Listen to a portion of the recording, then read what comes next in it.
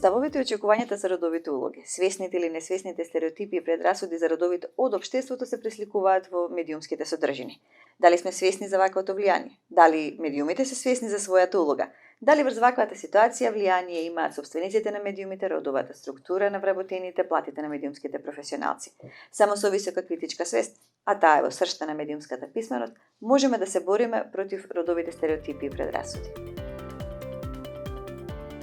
За повеќе информации ве очекуваме на онлайн работилницата за родот и медиумите на 2 ноември од 11 часот. Учество пријавувајте на нашата електронска адреса или следете ги новостите за деновите на медиумска писменост.